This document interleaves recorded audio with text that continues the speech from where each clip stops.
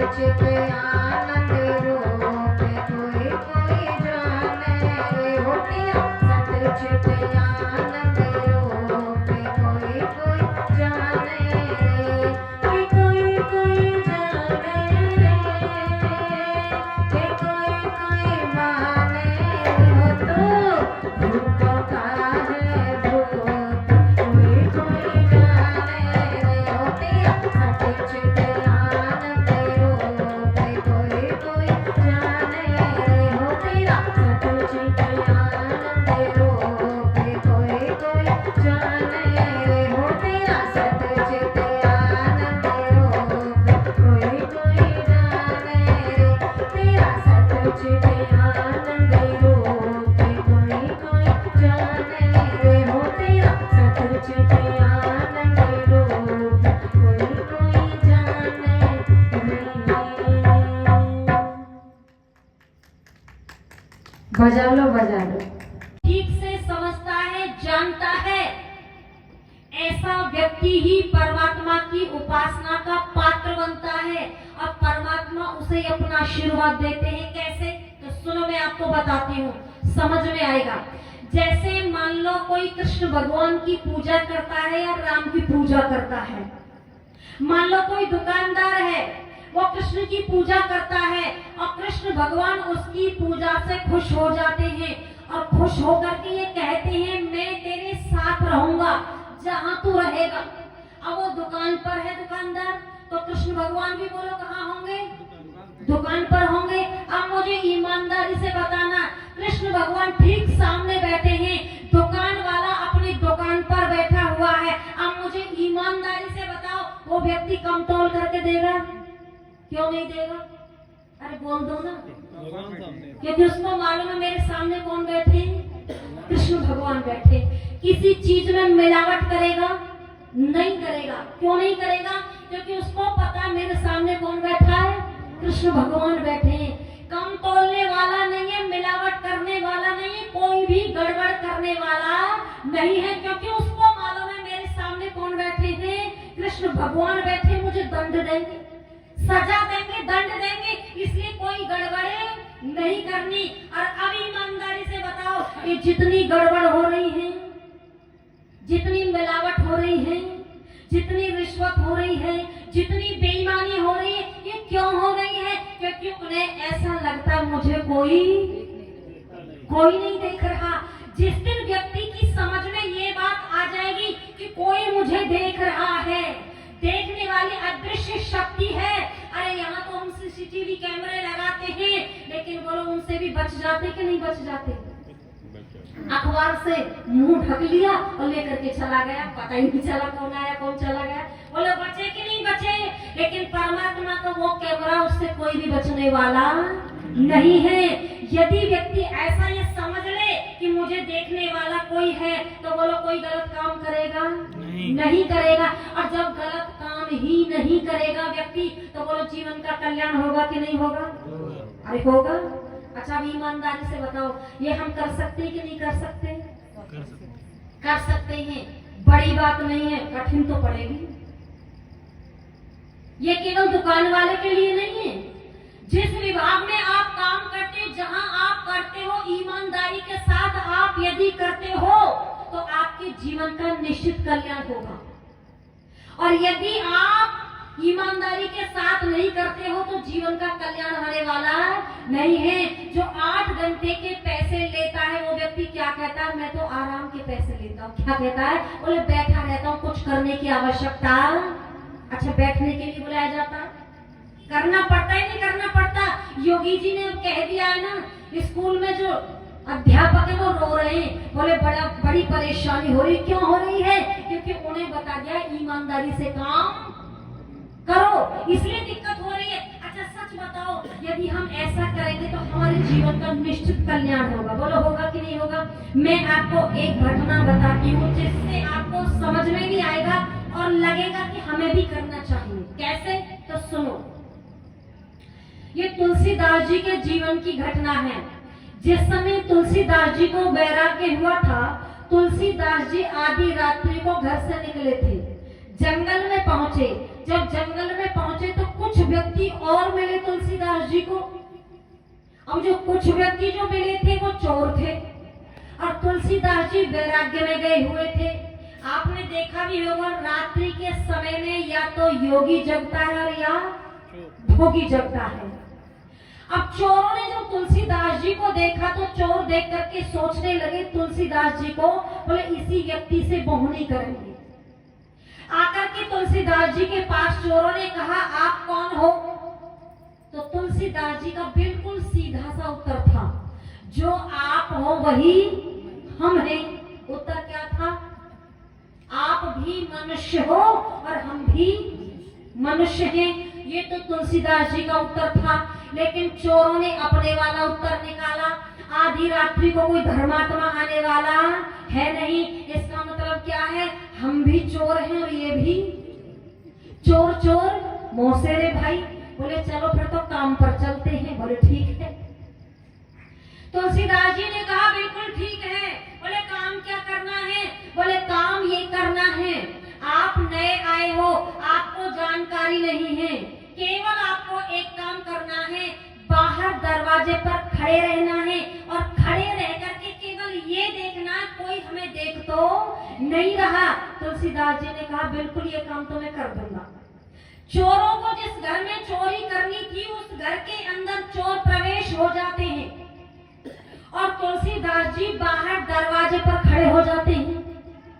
अभी देखो चोरों ने कोई सामान नहीं लिया है, केवल अंदर तलाशी चल रही है और बाहर खड़े हुए दरवाजे पर तुलसीदास जी के मस्तिष्क में एक चिंतन चल रहा है, एक मंथन चल रहा है कि मुझसे कहा है कोई देख रहा हो तो मिट्टी मार देना। यहाँ कोई मनुष्य तो नहीं देख रहा, लेकिन वो परमपिता परमात्मा तो हमें यहाँ भी देख रहा है और उसकी न्याय व्यवस्था से कोई भी बचने वाला नहीं है। आपने देखा भी होगा हम रिश्ते के दम पर भी छूट जाते हैं, संबंधों के बल पर छूट जाते कि नहीं?